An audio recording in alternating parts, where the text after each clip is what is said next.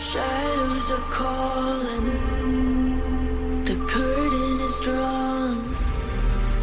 How far we've fallen, I'm out on the run. Live in the violence, die by the sword. Deep in the fire, that's where darkness is born.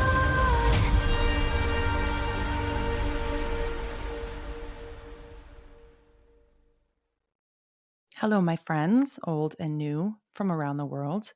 Actually, I was just looking at new cities of downloads from my podcast hosting app, and one was actually Tokyo, which is super cool. So shout out Tokyo or wherever you are listening from. Thank you so much for joining.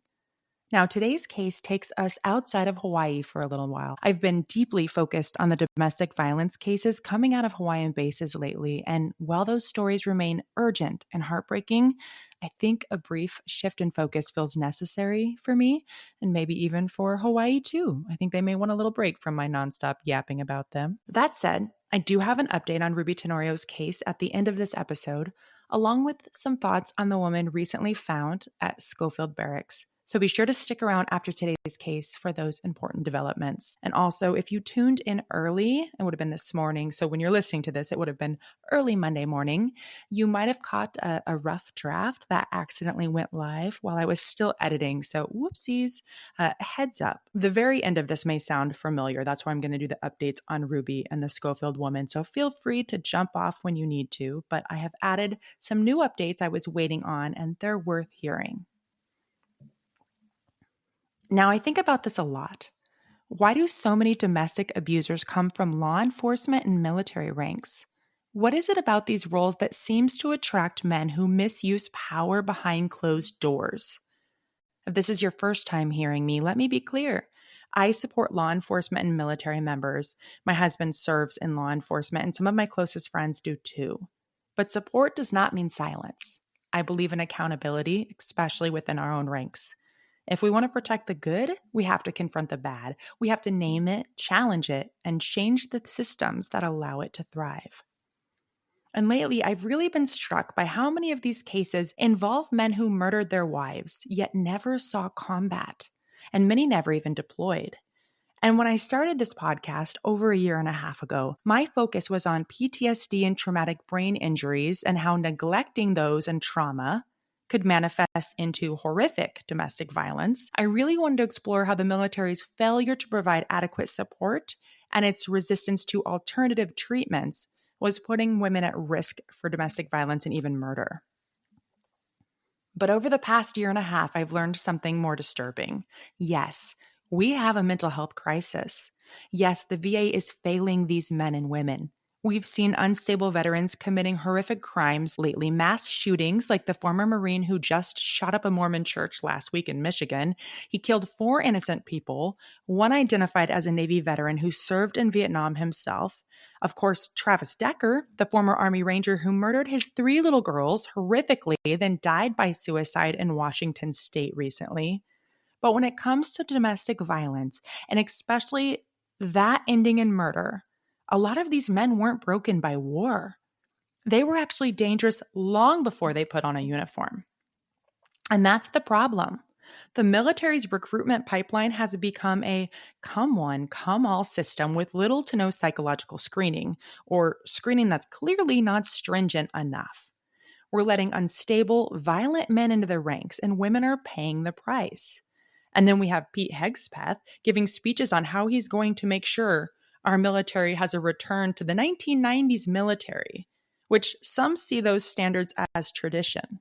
But we have to ask, who gets protected under that tradition and who gets ignored? Because what we're seeing now isn't just a failure of mental health infrastructure. It's a recruitment system that lets unstable, violent men slip through unchecked. And when those men are handed power, authority, and weapons, women, especially wives and partners, are the ones who suffer the consequences. One of the most disturbing patterns I've noticed among these men, those who kill their wives but have no history of combat, no PTSD, no traumatic brain injuries, is their shared psychological profile. So many of them show clear signs of narcissism or sociopathy. And that raises a question I've wrestled with for a long time. Do narcissists and sociopaths actually thrive in the military? Are they being actively recruited or at least not screened out? And if so, what does that mean for the safety of those around them, especially the women closest to them? I've spent a lot of time trying to understand whether the military actively attracts or even prefers individuals with narcissistic or sociopathic traits. I went looking for studies, for research, anything concrete. And while there's no smoking gun, here's the TLDR of what I found. Narcissism in a military context is often characterized by grandiosity, a need for admiration, and a lack of empathy, traits that can significantly influence leadership styles and team dynamics. The military's emphasis on hierarchy, achievement, and authority can attract individuals with narcissistic tendencies because they often thrive on status, on recognition, and on controlling others. But what I ultimately sussed out is this. Narcissists are drawn to roles in law enforcement and the military because those roles feed their need for admiration and power. But here's the twist. After speaking with several of my service member friends, a pattern emerged. While these individuals may be attracted to combat roles and the structure of military life, many don't actually thrive. Why? Because they struggle to assimilate into environments that require genuine camaraderie, trust, and teamwork. They operate as lone wolves, and in the end, that isolation becomes their downfall. Another disturbing pattern I've seen among these killers, beyond their lack of remorse and their tendency to blame the women they murdered, is how often they exaggerate their military service. Many of them commit acts of stolen valor, and not in the way we typically picture it. When I think of stolen valor, I usually imagine like some guy hitting up a military surplus store, throwing on a uniform, and heading down to Applebee's for a discount to spin tales about his so called glory days or to attract women at the bar with his tales of heroism. But what I see far more often is this: men who did serve in the military, but who grossly inflate their roles. They talk like they were clearing houses in combat zones when in reality, they were stationed in safe zones. They were delivering packages and nowhere near combat. And let me be clear, I'm never going to diminish the importance of support roles in the military, because only about 15% of service members are combat warriors. The other 85% play critical roles in keeping those warriors operational. And all of these jobs matter, but they're not the jobs that get the glory. And for narcissists, men with an insatiable need for recognition and importance, that's a problem. So they lie. They reshape their stories to sound dangerous, heroic, combat tested. We saw it with Ashley Henning's killer, Jordan Henning. He claimed combat trauma but never served in combat. We see it with Raymond McLeod, the ex-Marine charged with the murder of Crystal Mitchell. Another man spinning tales of clearing houses when he saw no combat at all. And it's not just dishonest, it shows their hand. These men are so deeply insecure. They never lived up to the image they built in their heads, so they fabricate one. They inflate their service to mask their failures, to feed their egos, and to justify their violence. It's not just stolen valor, it's stolen identity. And I also think it's a warning sign. Today's story is about a beautiful woman, a wife, a mother who knew she needed to get out, and she was trying. But she was married to a narcissistic, self-absorbed abuser who couldn't stand the idea of losing his control over her. It's a pattern we see again and again in cases like this, and it's chilling. A man who doesn't see his wife as an equal, but as a possession. And when she was done putting up with his bullshit, he stole her life. Now, you may not have heard of this case, but it comes out of yet another plagued military installation. Sadly, many bases carry histories of violence, but Fort Carson in Colorado Springs, Colorado stands out. Its record is bloodier than most, especially when it comes to violence against women. Now, I was stationed there with my abuser from 2006 to 2010. Rather, he was stationed there. I lived there. I didn't live on base, but I saw firsthand what happens when leadership turns a blind eye. Fort Carson has a long history of two things: violence against women and brass who simply don't give a damn. Now, I touched on this on Fort Carson in an episode I did about Private John Needham, a man with no prior history of violence, no temper issues, no alcohol abuse in his past. But he came home from war with severe PTSD and a traumatic brain injury, and he was just so failed by the system he served. And he ended up killing his girlfriend. And what's even more shocking is in the 3-year period surrounding John's case, 14 soldiers from Fort Carson were charged or accused of homicide or attempted homicide. 14. Now, the military was forced to investigate whether there was a link between combat trauma and violence. And do you know what their conclusion was? I bet you can guess. They said they couldn't prove a connection. There were too many other factors. Anything to keep the war machine running, right?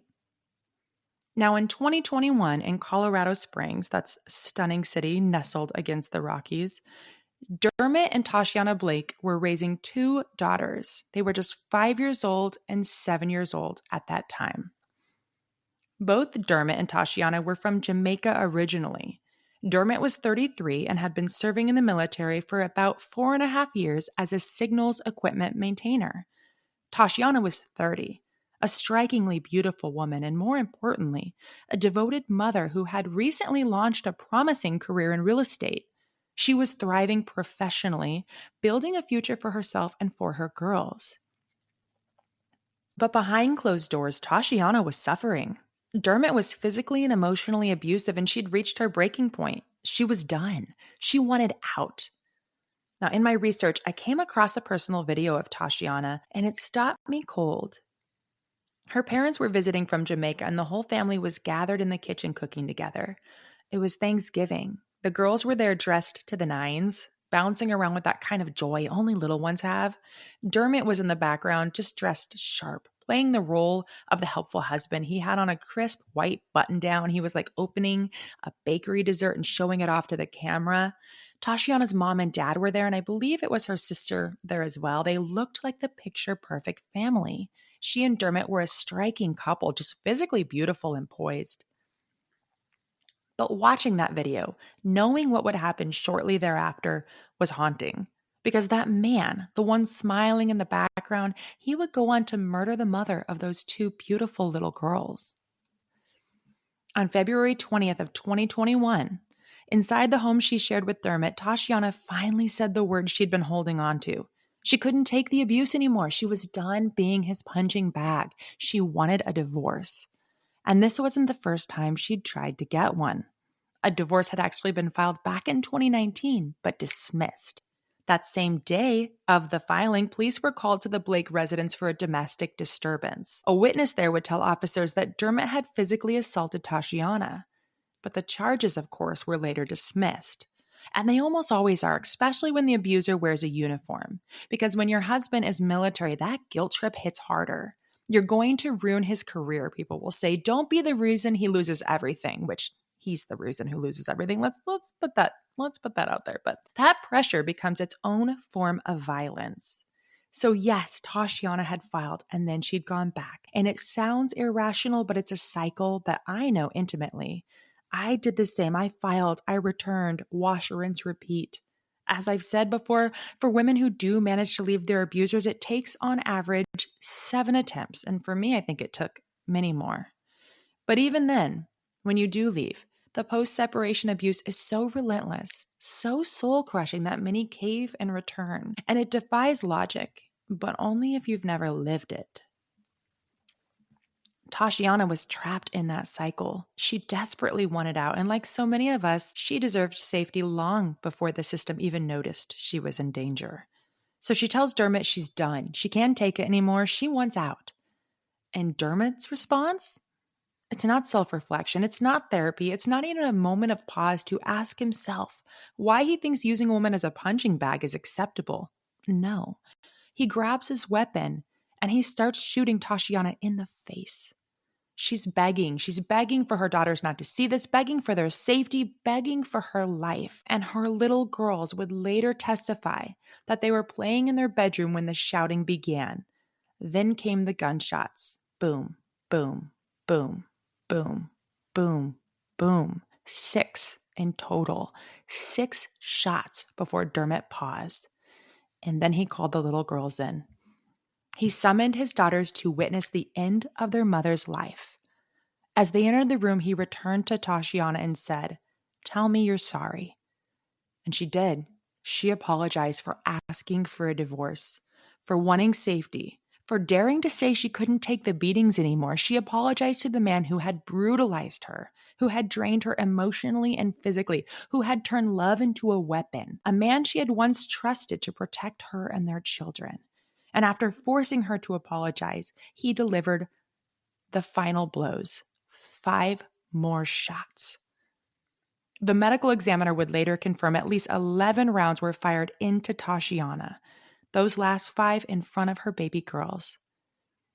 One of the girls would testify that as her mother said, "I'm sorry," Dermot raised the gun to within an inch of her face and fired off those last rounds. It wasn't just murder, it was a calculated act of cruelty, a trauma so profound it's etched itself into the bodies and memories of those 2 little girls. No autopsy could capture the full extent of what was destroyed that day. Not just a life, but a sense of safety, of innocence, of trust in the world. Those little girls were 5 and 7, and their childhood ended that day. And after committing this demonic act, Dermot called 911, and even in that moment, when any shred of humanity should have surfaced, he chose to dehumanize Tashianna one last time. He says to the dispatcher, "I just shot my wife. She was a terrible person." No remorse, no reckoning, no moment of clarity, just more lies and more cruelty. You'd think that after coming down from his tantrum and rage, he'd be grief-stricken by the atrocity he'd just committed. But just months later, this soulless man walks into court and pleads not guilty. Not guilty. He'd spun another web of lies, trying to dodge accountability. He claimed Tashianna had been cheating, a textbook tactic among abusers desperate to shift blame. But there was no proof of that, no credibility. If she had been, who could blame her for seeking refuge from a man who brutalized her? But she wasn't. That accusation was just another monstrous act from someone who had already stolen everything from her and was trying to steal the truth. Now, thankfully, this was just one of the rare instances where the court saw through the monster. It took the jury only a few hours of deliberation to convict Dermot of first-degree murder, along with 2 counts of child abuse from the trauma he inflicted on his daughters. He was sentenced to life in prison plus 12 months for each child abuse charge. So 2 additional sentences of 12 months each. While the exact number of years for a life sentence wasn't specified, at least anywhere I could find, in Colorado, a life sentence for first-degree murder typically means the individual will spend the rest of their natural life in prison, and Dermot will not be eligible for parole. So I'm hopeful that his sentence may mean he will be locked up until his very last breath. That man doesn't deserve fresh air, freedom, or peace ever again. And after the sentencing, Tashianna's family spoke, but her little girl actually said to the judge, "Why did he kill my mommy?" Just, man, I just hope that stays in his head forever. He's yet another man who never learned to regulate his own emotions. A man who, when faced with losing what he saw as a possession, couldn't summon the strength to walk away. He couldn't grasp that she was leaving because of what he had done to her, because of the pain he inflicted, the love he poisoned. With my own abuser, I often likened his rage to a tantrum. And now, as a mother to a toddler and a 6-year-old, I see it even more clearly. My 6-year-old is learning to self-regulate, so when things don't go her way, she might feel disappointed, but she doesn't unravel. My 3-year-old, though, he's still in the thick of it. If something inconveniences him, he'll flop onto the floor of a grocery store as if the world has just betrayed him. That was my abuser, and that is Dermot. The smallest disruption and they react as if they've been wounded, as if the world owes them obedience. We have to teach our children, especially our little boys, how to regulate their emotions, how to sit with rejection without turning it into violence, how to feel disappointment without destruction. And they say mothers are often responsible for raising narcissistic men. And that's debatable, but what I've seen again and again is mothers showing up in court to defend the indefensible, to excuse their son's brutality, to enable them until their very last breath of accountability. And we have to break that cycle. We have to teach our little boys how to lose without lashing out. And we must teach our girls that the first red flag is enough. Not a minor flaw, not a human imperfection, but a red flag. Leave at the first sign. Lord knows, in the early days of dating my abuser, I ignored them more times than I can count. I blamed war, I blamed PTSD, I blamed trauma, and maybe those things played a role. But at the end of the day, it doesn't matter why a man mistreats you.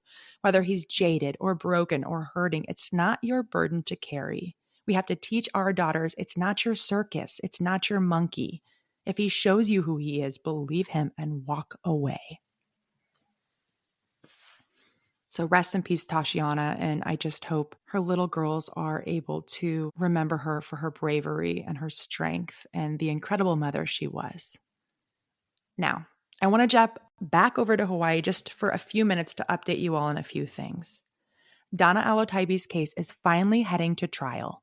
It's been 3 years this past July since she was murdered very publicly on the H3 freeway in Oahu, Hawaii. Her life was stolen along with the life of her unborn baby boy, Damien. Donna and her alleged killer, Bryant Tejeda Castillo, had been estranged for many months. They were in the process of divorcing and both had moved on. Damien wasn't Bryant's child. He was the son of Donna and her new boyfriend, and not the result of an affair, not some nefarious twist you'll read about on the Reddit Bureau of Investigations, just a woman trying to rebuild her life. She was about 13 weeks pregnant when Bryant, driven by that terrifying "if I can't have you, no one can" mindset, allegedly took her life from her. I'm so afraid this is going to be another case where they let him plead out and disappear into obscurity for 20 years, but I really hope not. That man should never walk free in his 50s to prey on anyone else. And he's pleading not guilty to second-degree murder. Honestly, you murdered her on a highway in broad daylight in front of horrified witnesses. He fled the scene and police caught him right there near the side of the road. So just the audacity to plead not guilty. But the trial is looming. I don't have an exact date. I just reached out to Donna's mom, so I'm hoping she has more information, and I'll try to keep you guys updated. What else? After I wrap this recording, I'm actually hopping in my car and headed to downtown San Diego for the pretrial exam readiness hearing in the case of ex-Marine Raymond McLeod, who brutally murdered his girlfriend, Crystal Mitchell, back in 2016, allegedly. This one's been a long time coming. He spent 6 years on the run before finally being caught, and now he's claiming it was all just a tragic accident, a misunderstood, brutal murder. So I'll update you on that. But lastly, I want to address the woman found dead at Schofield on 9/11. If you already listened to the portion of the episode I published Monday, feel free to hop off. This is going to be a repeat for you. But for everyone else, let's start with the obvious. If you follow me on socials, you probably noticed I took down everything related to the latest woman found dead on Schofield Barracks. I've also unpublished episodes, I think 27 and 28. Let's talk about that for a minute. I first caught wind of the situation through my growing network of friends on various bases, people who keep an eye out and share what they see. So someone posted in a wives chat, "Why are military police at Schofield? What's going on with that house?" And from there, I just went to full armchair detective. I contacted every inside source I have and started digging. And if you're new here, you may not know, Schofield has a disturbing history of military spouses being killed by service members. But it took me probably 48 hours of nonstop work to get a name and some inside details. And so I found the victim's mother. I reached out to her and got her permission to post the woman's name and share her story before doing so. But neither of us could have predicted how fast it would spread or what would manifest. It just blew up. And I would say first, I stand by what I said in those episodes, but I never imagined that listeners and people who saw my posts on social media would start contacting the victim's mom directly, or worse, sending death threats to the husband and his family. It just got really out of control. And obviously I need to take ownership of that because none of it would have happened if it weren't for me. But the victim's mom. She's an incredible woman. She's so sweet. She keeps saying she doesn't blame me. It's totally my fault, but she's saying she doesn't. But anyways, she's incredible. I've pulled down my social media posts. I unpublished my last 2 podcast episodes. I've been redacting her name from everything. In a few days or weeks when things have settled, I may repost those redacted because I think it's really important that we keep the violence at Schofield out there without letting them just quietly erase these women. This is all alleged at this point. It could be suicide. It could be. We shall see. If that's the case, that deserves to be examined as well, because military wives just don't get the support they need, and they do have a higher rate of suicide. So for now, we're going to let the dust settle. The mom's in shock, as she should be. She's navigating unimaginable grief and she needs some time. And so, my plea to you is please just do not contact her. Do not contact the family of the husband. The case, it's still unfolding. And even if you're friends with the family, she does not want to rehash this out. So that's my plea. But lastly, I do have good news. I guess it's goodish. It's good because I genuinely thought that this next guy was about to walk away scot-free for the murder of his wife. But it's not great because I have serious issues with his sentencing. Alonso Alcantara, husband to Ruby Alcantara, the woman I've been ranting about for a year, I've just found out the update. Alonso pled guilty Tuesday the 30th. He was sentenced to 25 years for beating Ruby to death, and he got an additional year for pedophilia. So to everyone who sent me hate mail over the last 400 days, they can all suck it. It was domestic violence, but 25 years for murdering the mother of your children to death with the kids in the home. A wood chipper is the only sentence I'd have been satisfied with. Here's what went down at his sentencing. Alcantara took the plea, and what he said was that he used a martial arts technique he learned from the Marines, a rear naked chokehold, to kill Ruby Tenorio in her home at MCBH. Their 8-year-old son witnessed it all, and their little girl was also in the home during it. Alonso showed no emotion or remorse at his court hearing Tuesday as Ruby's sisters read their impact statements. One of the sisters would say she didn't feel Alonso was sincere or remorseful at all. Now, it should be noted, my military whistleblower contact told me months ago she was beat to death. But Alonso sat up there and really just said it was a martial arts technique he learned in the military. He's passing that buck on blame. Now, if you reference the autopsy, it would show that Ruby sustained a long list of injuries, but ultimately what killed her was strangulation and blunt force trauma. 2 things that don't happen when you're doing a rear naked choke. Alonso continued to downplay it before the judge, and he actually had the nerve to tell the judge that Ruby pushed him and he put her in the chokehold to protect himself. And if you follow true crime, you know strangling someone to death, it is not an accidental chokehold. It is several minutes strangulation. It's not just these quick chokes you see in the movies. But this woman, she had multiple cuts and bruises. She had broken ribs, several of them, blunt force trauma to her head. And this has got to be in the playbook because we see these murderers who are getting these sweetheart deals, as I call them. We see them admit to the teeniest thing, like they give a little with their plea. It's always placing blame upon the victim, though, and not taking responsibility for their actions. I think this has been the case for every one of these guys I've talked about who got a plea deal. It's always, yes, I killed her, but she did it. She caused this. This is why I did it. I killed her, but I only did it for this, this portion, and the rest was her fault. And then we look at the autopsies and the injuries are so horrendous. It's like, did she fall out of an airplane? And for most of these abusers, there are multiple things that contributed to their deaths, like blunt force trauma, broken ribs, damaged organs. But the final straw is often strangulation.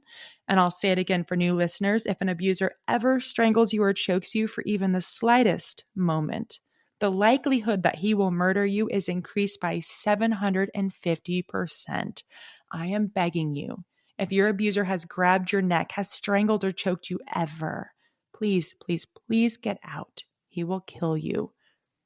So off Alonso goes for 26 years, which isn't enough. It's not enough at all. But thankfully, the bastard is locked up. He orphaned his children. He took the life of a beautiful young woman. And for at least 20 years, 25 years, we know he won't be out there doing this to more women or children since he's also a pedophile. And I hate to call it justice served because it doesn't feel like justice, but I'm grateful he's not walking free. So, Alonzo, enjoy prison. Probably Leavenworth. I hear they really love pedophiles and men who kill their wives in front of their children. May you suffer every single day. And I'm going to leave you with this thought today. I often say how outraged I am. I post about these stories, I talk about them, and the outrage doesn't fade. Sometimes I wonder, man, when I get through all these 200 cases I have, what am I going to talk about?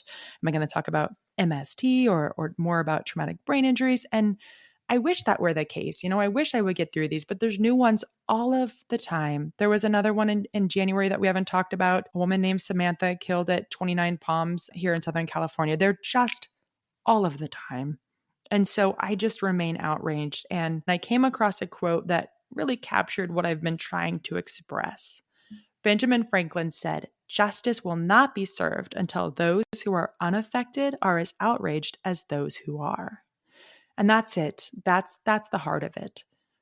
At CrimeCon, I spoke with journalists and fellow creators, people who care, people who tell stories for a living. And when I shared some of these cases of military service members murdering their wives, they were all outraged too. But many were also shocked. They didn't know. They didn't know how widespread domestic violence is in the military. They didn't know how many wives are being murdered. They didn't know how often the military fails to punish the men responsible. And they didn't know that when these men are caught, they often get to quietly plead out and take 20 years and then vanish into the system, unnamed and unaccountable. And that's why I'm going to keep telling these stories, and that's why I won't stop. Thank you for listening. Email me if you'd like to come on the show or if you have a case you'd like me to discuss. As always, there'll be resources for domestic violence victims, both in the US and globally. And if you are a veteran suffering with mental health, please dial 988 and press 1. Take care.